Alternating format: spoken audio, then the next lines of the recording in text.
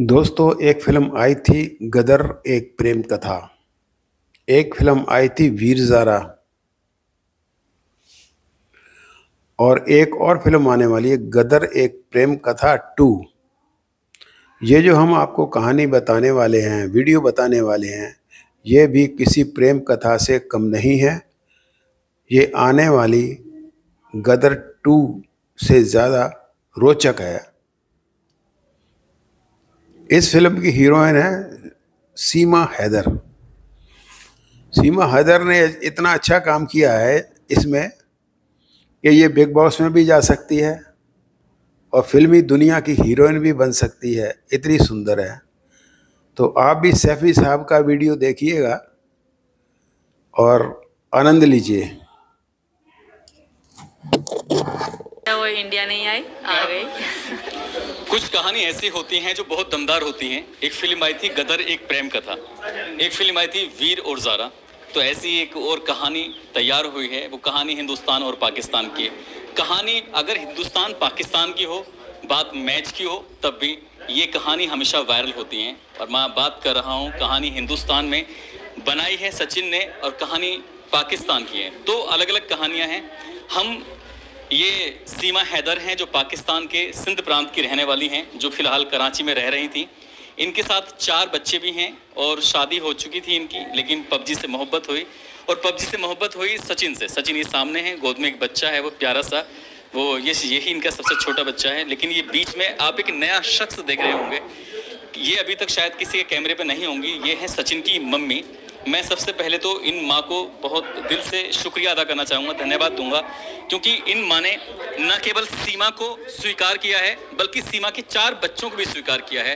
किसी के दूसरों को बच्चों को स्वीकार करना, उसके लिए बहुत बड़ा कलेजा होना चाहिए। तो इन माँ के लिए बिग सैल्यूट, बार बार सैल्यूट, क्योंकि इन्होंने न केवल सीमा को बल्कि उनके 4 बच्चों को भी। तो आंटी जी क्या कहना चाहोगे? देखो ये लोग भी आपकी ताली बजा रहे हैं पीछे, एक बार में दिखाएं। और ताली उन बच्चों के लिए है और सीमा की हिम्मत के लिए है। सीमा को प्यार होता है साल 2020 में, जब हमारे देश में लॉकडाउन चल रहा था, लोग एक दूसरे से मिल नहीं रहे थे। लेकिन इंटरनेट की दुनिया ने 2 सरहदों पार पार के 2 लोगों को, सीमा और सचिन को मुलाकात कराई। पहले पबजी से फिर दोस्ती होती है, दोस्ती के बाद फिर ये प्यार में बदल जाती है।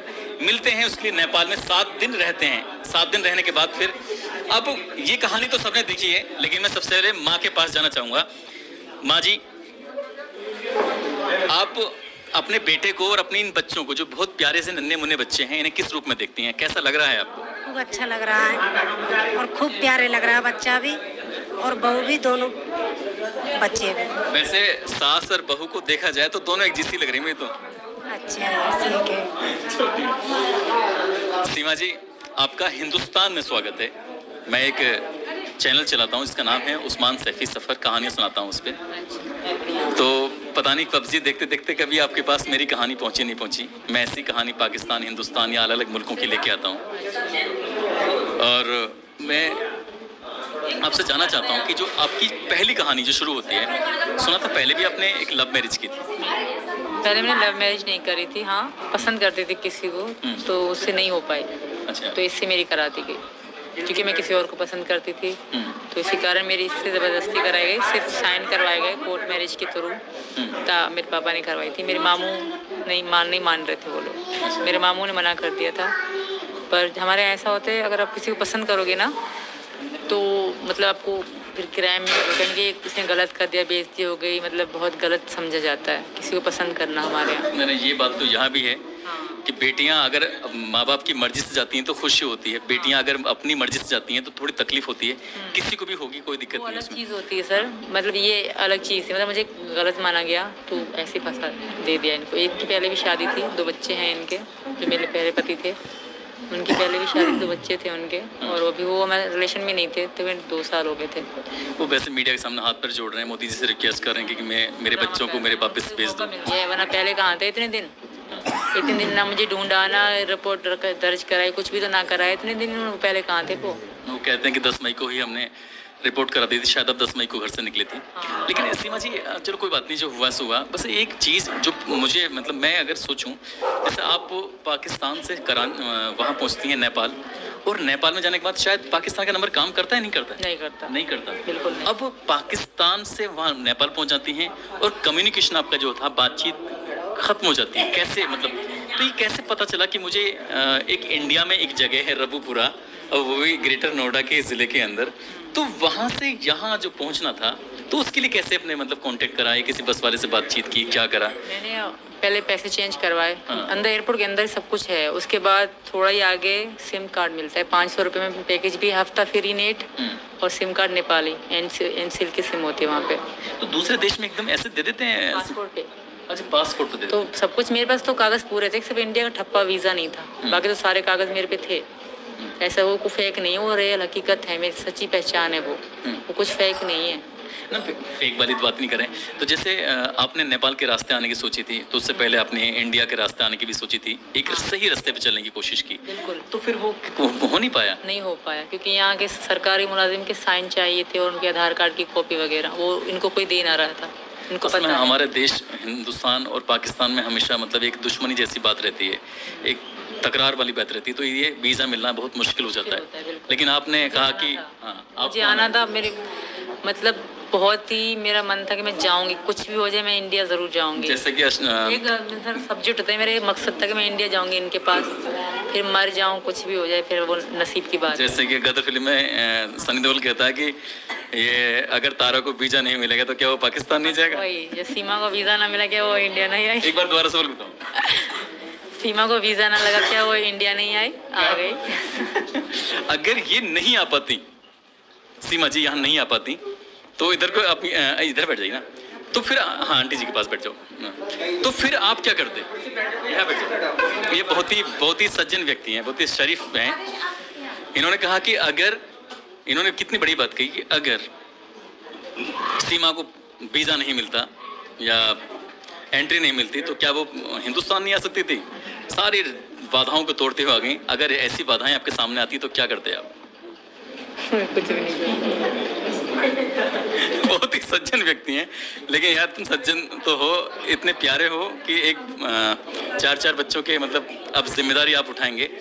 क्या इन बच्चों के बारे में सोचा है आपने? कैसे आगे पढ़ाएंगे, कैसे पढ़ेंगे आप आगे? बच्चों को पढ़ाएंगे और लिखाएंगे, यानी सही शिक्षा देंगे, और बच्चों को खाना आना यानी कि रहन सहन ठीक रखेंगे बच्चों का। मैं अपने बच्चों से ज़्यादा चाहूँगा। सही बात। मैंने ही खुद कहा था इनके बिन माँ के बालक, वहाँ पर तेरा कोई नहीं है, तो बिन माँ के बालक छोटे बालक हैं कि बिन माँ के बालक ऐसे ही रहेंगे। तू एक काम कर, तू यहाँ से, जब पहले नेपाल में मिले थे हम, कि तू जा, ये तो ये कह रही थी मैं तुम्हारे साथ चलती हूँ। बच्चे घर पे थे, चाची वाली को और चाची वाली कब तक रखती, सब टॉर्चर करते हैं। तो मैंने बोला कि तू एक काम कर, कि तू वहाँ पर जा, तू अभी मत मेरे साथ जा, मेरे साथ मत चल, तू वहाँ जा और बच्चों को साथ लेकर आना। मैंने ही खुद कहा था इसको। आपने कहा था बच्चों को साथ लेकर? जी सर। अच्छा। मैं इनके प्यार में बिल्कुल अंधी थी कि बस तुम चाहिए, बच्चे बहन पाल लेगी, पर इन्होंने कहा नहीं, तुम सारी जिंदगी रोती रहोगी। हाथों पे क्या है ये कट है सर। कैसे बॉर्डर पार करते लगे? इनसे लड़ाई में लगे, अभी तो ये तो अभी लगे थे, हम लड़े थे यहाँ भारत। तो अभी तो चला कि यहाँ गुस्सा जाए। इनको समझा दें, सास तुम्हारी जितने आपको क्यूट लग रहे हैं इतने क्यूट ना है। हाँ सच में बहुत लड़ते हैं यहाँ पे। अच्छा। और वो वहीं पे ये बीड़ी पी देते तो मन। जैसे एक बार को, जैसे आपको आपकी वजह से, ये तो मैं आपकी वजह से कहूँ, आपकी वजह से सचिन के पापा को जेल में रहना पड़ा, तो ये अरे जो कोई प्यार में तो इतना, हाँ, तो मेरे बच्चों को जेल में जाना पड़ा, बच्चों को भी मोहब्बत के कारण। मेरी वजह से ये कैसे गए? अगर ये ना बुलाते शायद मैं ना आती, शायद ये ना पटाते शायद मैं ना पढ़ती, माँ खुश बैठी थी। फिर भी जैसे कि आपको लगा नहीं है कि अब मैं पता नहीं कहाँ किस दलदल में आ गई? बिल्कुल, मेरा ये बिल्कुल नहीं था कि इनके पापा को जेल हो। इनके पापा की मैं बहुत इज्जत करती हूँ, बहुत हद से ज़्यादा। मेरे कभी भी नहीं था कि, फिर भी मुझे इसी बात की चिंता थी कि पता नहीं पापा कब निकलेंगे। अगर हम सब जेल में थे तो मुझे अपनी या बच्चों की, इनकी भी नहीं थी, पापा की थी कि वो चले जाएं, और मम्मी वालों की थी कि पीछे कमाने वाला कोई भी ना था। बाबा बेचारे बूढ़े हैं और विकास वाले छोटे हैं। तो हमने पुलिस वाले से भी रिक्वेस्ट करी कि हमारा बहुत सारा सामान वहाँ कमरे में पड़ा है, वो घर पे पहुँचा दी, पापा हमारे साथ हैं। इस बात का मुझे भी दुख है। सचिन के पापा से बात हो रही थी तो सचिन के पापा कह रहे थे कि भैया मैं 2 दिन जेल में रहा, बहुत गरीब आदमी है, पेड़ पौधे लगा के वो बेचते हैं, जाके शहर में जाते हैं गांव से और वहाँ पेड़ पौधे बेचते हैं, तब उससे घर का खर्च चलता है। तो अब आप पढ़ी लिखी कितनी है? 5। अच्छा 5 में, लेकिन आपकी जो जहनियत है बहुत अच्छी है, आप चीज़ों को बहुत जल्दी से बारीकी से समझ लेती हैं। अब दोनों मिल के काम करना, ताकि मिल के काम करेंगे तो जल्दी आगे बढ़ जाएंगे। I think. और आपके पड़ोसी पता है आपको कितने अच्छे हैं? तुम पड़ोसी घर में बैठी हुई इतने अच्छे हैं? ये सब तो बहुत अच्छे हैं, चाचा जी तो बहुत से ज़्यादा अच्छे हैं। इन्होंने तो, इनके कारण शायद हम आज बाहर हैं। पता है आपके पड़ोसी क्या कह रहे थे कि इन बच्चों को हम किसी भी कीमत पर परेशान नहीं होने देंगे, इन बच्चों को हम अपनी तरह समझेंगे। और एक बार गांव की तरफ दिखाओ, और इन गांव के लोगों ने भरोसा दिलाया है इन चारों बच्चों के लिए कि इनकी पढ़ाई लिखाई की जिम्मेदारी हम मिलके उठाएंगे, पूरा गांव उठाएगा। यही बात है ना? मेरे एक बार गांव वालों के लिए तो आपस में ताली बजाओ यार।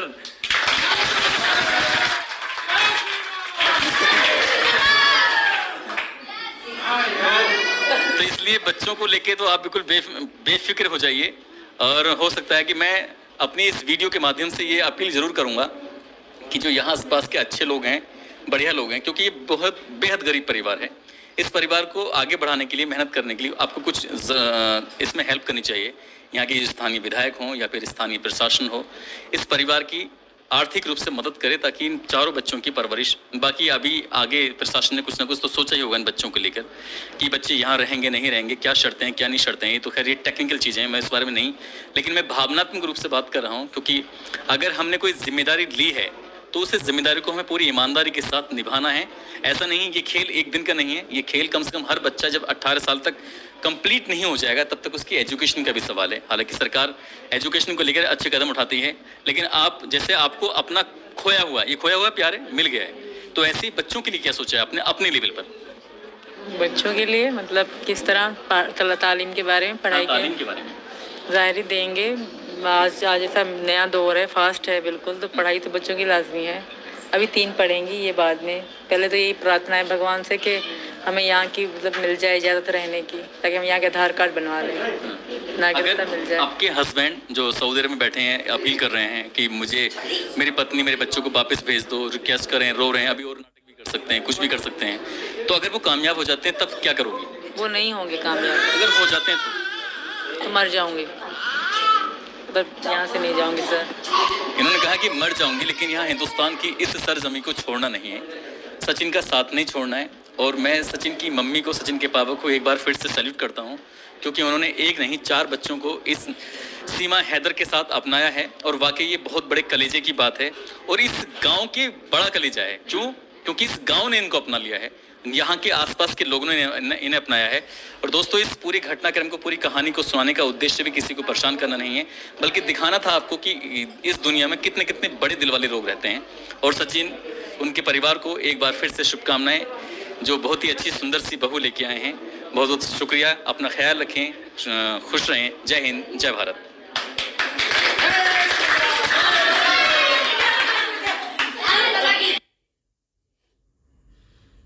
दोस्तों, वीडियो समाप्त हुआ। वीडियो अच्छा लगा हो तो कमेंट कर देना, सब्सक्राइब ना किया तो सब्सक्राइब कर देना, और लाइक कर देना और शेयर कर देना।